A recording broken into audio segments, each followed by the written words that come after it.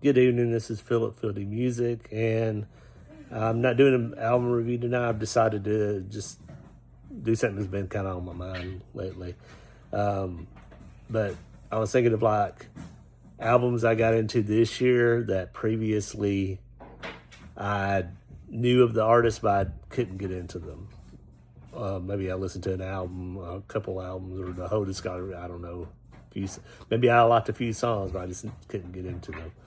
I mean, that's how I feel about Geese right now. This year I feel like I did at least get a couple songs I like to put on my playlist for best of the year possible. But I got so many on there, I don't see them making the cut. But I'm hoping I keep on growing. I would love to be a part of the group. Everybody seems to enjoy it.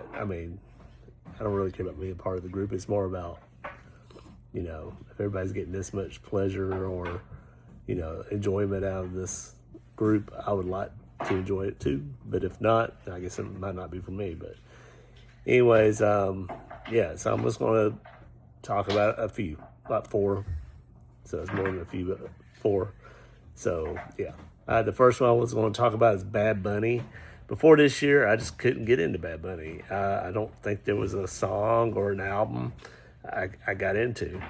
I did listen to... I might go back and listen to them now and have a different appreciation for it, but I remember listening to Un Verano Sin Ti from 2022 and Nadie Sabe Lo Que Va a Pasar Mañana from 2023. But this one from this year really got me. Debía tirar más fotos. I was really surprised by it, and it gave me a whole new appreciation for the artist, and I just really enjoyed all the the salsa mixed with the reggaeton, mixed with club music and all this stuff. It's fun. So I really did enjoy it, and that's one of the albums. All these albums are contenders for albums of the year, which I have I think the count now is 97 albums to go through to make my year-end list. But yeah, his album was really good. All right, then we have Japanese Breakfast. I listened to Jubilee back in 2021. I just couldn't get into it. I think I might have liked one song or something, maybe two. I can't remember off the top of my head which ones they were, but one from this one kind of caught me a pleasant surprise. I thought was pretty for melancholy brunettes and sad women. So I think I don't like it as much as a lot of these other albums I have on my playlist, but I do have an appreciation for it, and I feel like I was able to appreciate Japanese Breakfast more than I had in the past. And I thought it was very pleasant. Sometimes some of the songs get stuck in my head, so that's a good thing.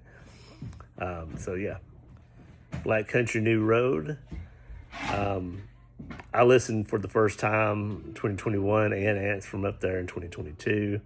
Isaac Wood left, and all of a sudden now I'm into Forever How Long. I thought it was a great album. Very much impressed me. I don't know if it's because I'm a fan, and I was a fan in the past. I had a connective tissue to it. Jockstrap, which is a side project from that band, with Georgia, one of the members being one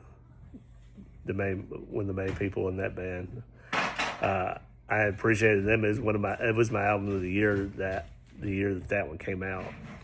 So with having her as one of the vocalists, I think it was, I can't remember who it is, but is the main vocalist this time, does most of the tracks. Georgia is a very prominent voice in it, and has some tracks like Besties and stuff where she's the main vocalist.